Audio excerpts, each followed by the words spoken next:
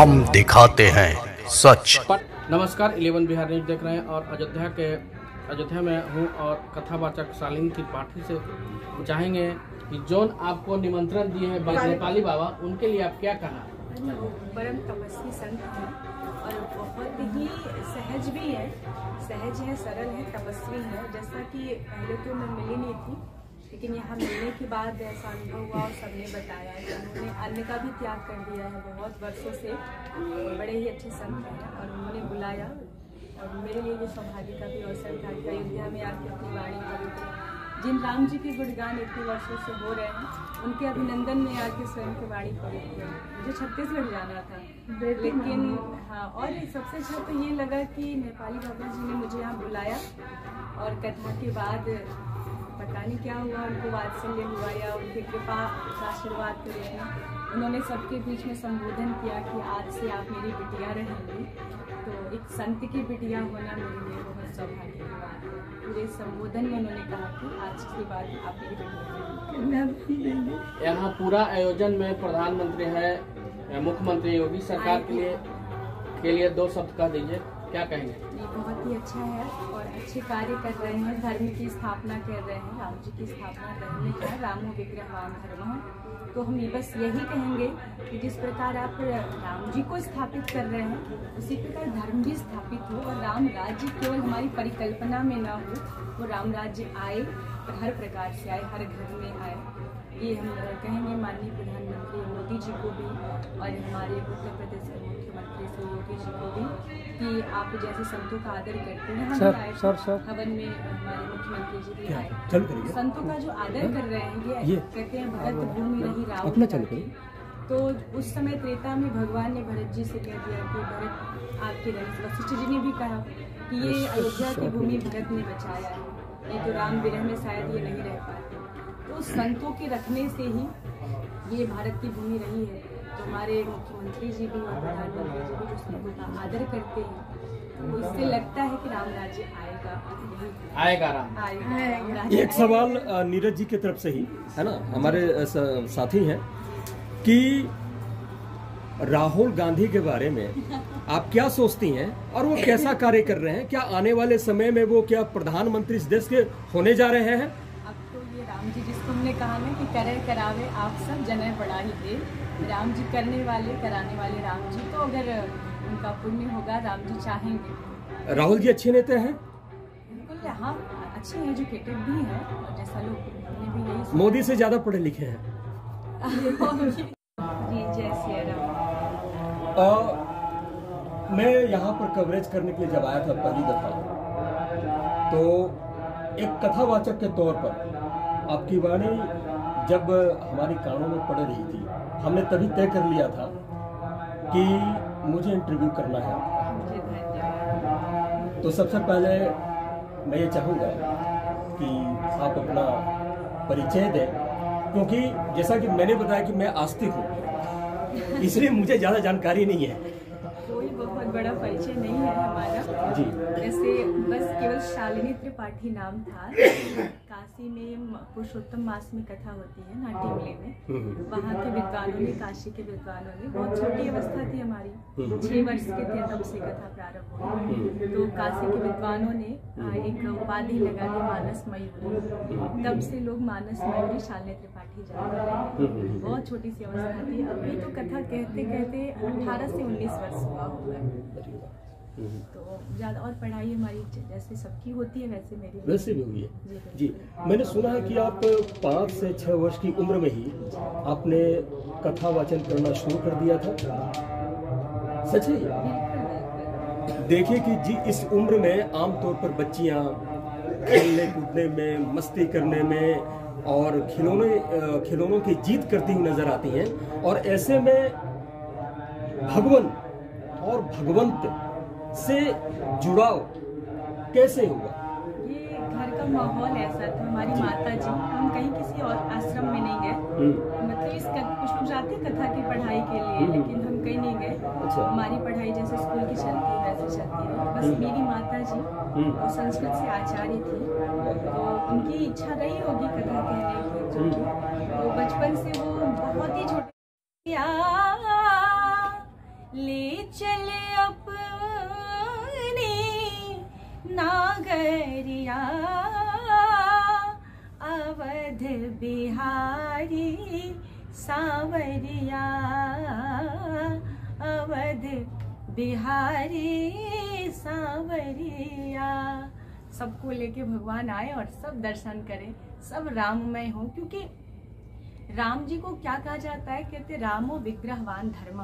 तो राम जी की स्थापना होना अर्थात धर्म की स्थापना होना, इसलिए बहुत हृदय गदगद हो रहा है कि ये जो हम परिकल्पना कर रहे हैं राम राज्य की, तो ये धर्म की स्थापना हो, राम राज्य की स्थापना हो, ये सबके घर में हर घर घर में राम राज्य आए।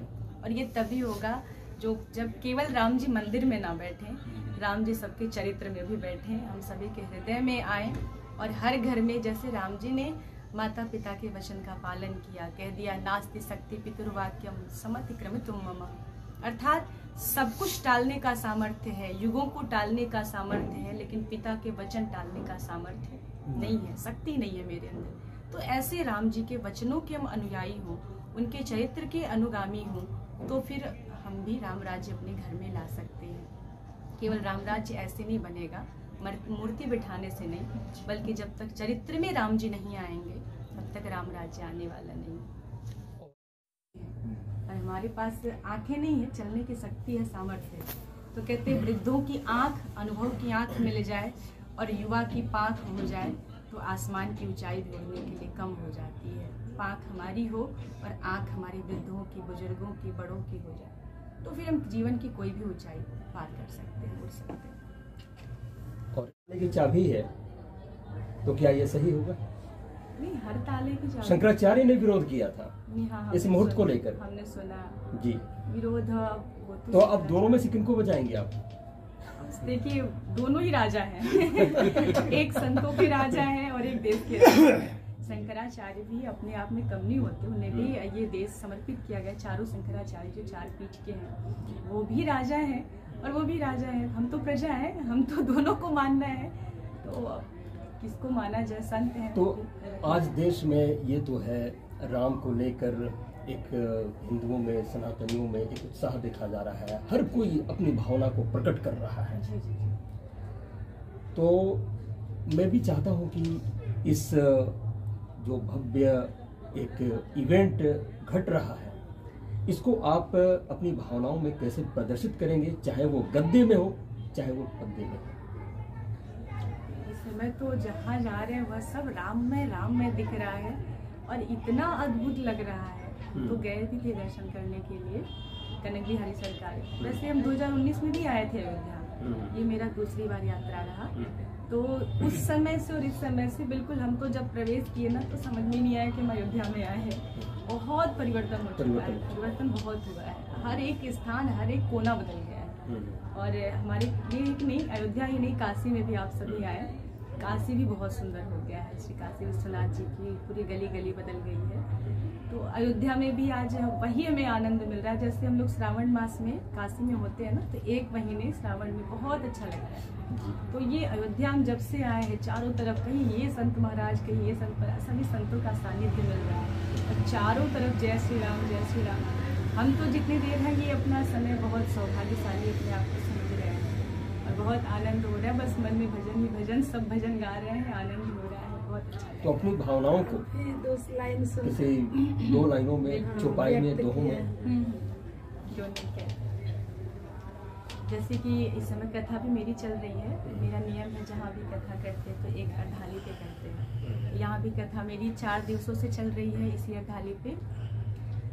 जन्मभूमि मम पुरी सुहावने, उत्तर दिशि सरयू बह पावनी, अवधपुरी प्रभु आवत जानी, भई सकल शोभा की खानी, भई सकल शोभा की खानी।